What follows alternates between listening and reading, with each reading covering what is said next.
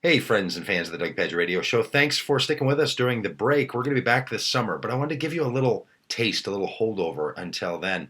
So I interviewed Michael Toy on his new poetry collection. He's got a book of poems.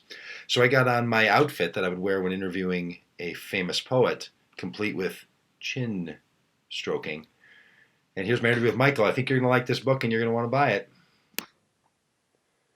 Hey, welcome to the Doug Padgett Radio Video Poetry Poet Edition. I had the privilege of being here with the one and only Michael Toy, who once again is doing what he does on a Friday Hey, Doug, afternoon. I was just reading the number 9 Amazon.com inspirational and religious poetry book.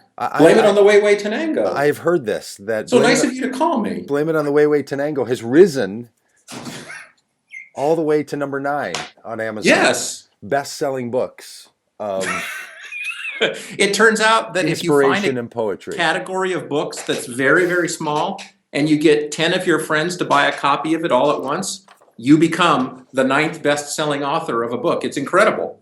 Well, here's what some people are saying about the book. New Oh, yeah. collections show that he is steadily making himself and his work indispensable to the richness and breadth of contemporary poetry. Oh, I'm sorry. That's about this poetry book Oh, by Scott Cards. you're not. I'm sorry. Oh, I've grabbed the wrong book today. okay. Blame It on the Huehuetenango.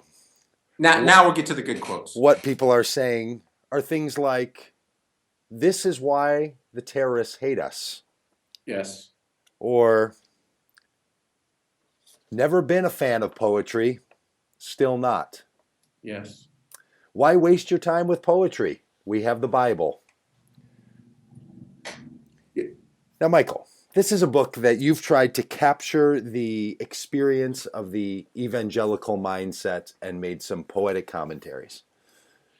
Yes, Doug, I really What feel causes like, a fella to do such thing? well, I really think that one of the important things that we evangelicals do is we imagine that our experience with God is the thing that the entire world needs. Mm-hmm. And so, just as an extension of my evangelical experience, I just thought, whatever it is that's going on between me and God is the thing that everybody in the world needs to hear. And so that's why I've written this book of poetry. And you've collected together how many poems in this little escapade of yours? Oh, it's a bargain. You'll be paying less than 10 cents a poem if you buy this book for $11 on Amazon.com. So, you really just can't do better than that. You can't, if someone's bargain shopping for price per poem, this is about as cheap as it gets. This is way, way up there. These are the things people are saying about the book. Is written on the back, as the other quotes were, or what else is in the endorsement cover. Well, he tried, bless his little heart. This is the kind of inspiration that is causing in people. If someone's not into poetry, but they're into their religion, they're into their experience with the divine, they're into their spirituality, Michael, what will this book do to them? Well, I think that people need to understand that there is only one way to understand things correctly. Yes. And it's centered around an evangelical understanding of our purpose in the world and sort of our brokenness in the way that God wants to remind us of that, and so that we can strive towards something better. And so I really think that for people who are not familiar with that way of thinking, that this book is just going to open their eyes to a whole new kind of world of being disabled by shame and guilt. Like so many of us of an evangelical heritage. And that just opens up a world to a whole way of thinking of being that's just going to be life-changing. Well, just this morning I was watching a video of a new Christian worship album that came out, and the lead singer and head of the band was being interviewed, and he said, "I don't really think of myself as a musician. I'm a pastor." And I immediately thought of you, Michael. I don't really think of myself as a poet. As a And poet. neither does anyone else. But you are a poet. So tell us a little bit now, in somehow- all honesty, in all sincerity. Blame It on the Huehuetenango. That is a village in Guatemala, an area in Guatemala that I've traveled through. And I can tell you, I didn't have a great experience in Huehuetenango. Where did your inspiration for Blame It on the Huehuetenango come from? Well, the poem is kind of that poem is kind of self-explanatory. It starts with the thing that you do as a poet, which is you sit soulfully in a coffee shop and think about things and write. Stroke your chin? Yeah, a bit, but not too this much much? Is this because too much? it gets in the way. People can't see how cool you look if your hand is like this. So it's much better to have your hands down, like on your poet notebook or something. So you're sitting in the coffee shop thinking about things, and the first thing that you think about is, why am I in this coffee shop thinking about things? And then it goes from there. And so the meditation is, what does it mean to be a person of faith?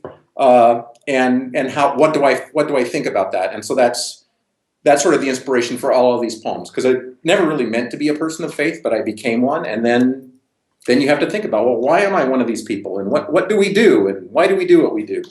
So in all And is there a way to do that better? You really have put together your own experience of entering into, living within, and coming to grips with an expression of evangelical Christianity in North America in the 20th and 21st century. Oh, sure. And I don't try to transcend that in any way. I'm totally an evangelical. Like, I totally think that my way of thinking, if people thought like me, they would be better.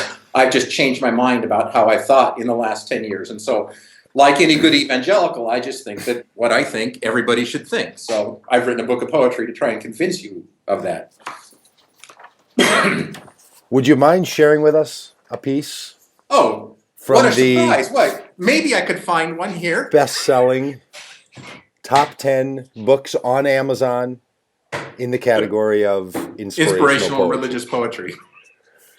Blame It on the Huehuetenango by Mr. Michael Toy. Here's one that I've written. It's called The Entire Bible in One Poem, Good Parts Version, because I am so brilliant that I can summarize all 66 verses of the Bible in 1, 2, 3, 4, 5, 6, 7, 8, 9, 10, 11, 12 lines. That's the kind of brilliance that I have to bring. Please, have your way with us, Mr. Poet. There we go. The entire Bible in one poem, Good Parts Version. Contrary to all evidence, we are not an accident. We are not a meaningless coincidence.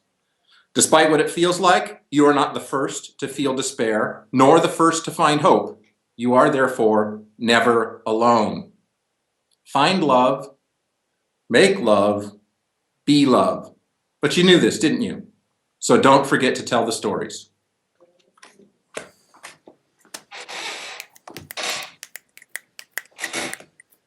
Michael Toy, poet, author, best-selling author of Blame It on the Huehuetenango, which you can purchase at Amazon.com.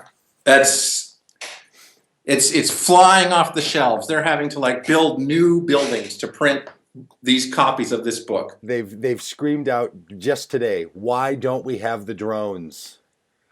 How are we going to deliver all of these? That all over the country there are UPS delivery men hustling their way up stairwells and cursing sidewalks. My name because they're having to carry extra weight. Why is this so heavy? What kind of words are in this book? That's right. Well, congratulations, Michael. It's a fabulous book, and you are by far, of all the awards that you will receive for this book, being the Doug Padgett Radio Poetry Edition's best-selling poet author in the inspirational division, has to rank right up there. I'm looking forward to putting that plaque for that here on the wall behind me. I've got a space saved for it right here. And just one more question. Do you not have a fancy poet hat? I'm sorry. I need to learn to be cool from you, Doug, and I just didn't get the hat memo. I got the purple shirt memo, but I did not get the hat memo. So well, you are the author. You are the poet.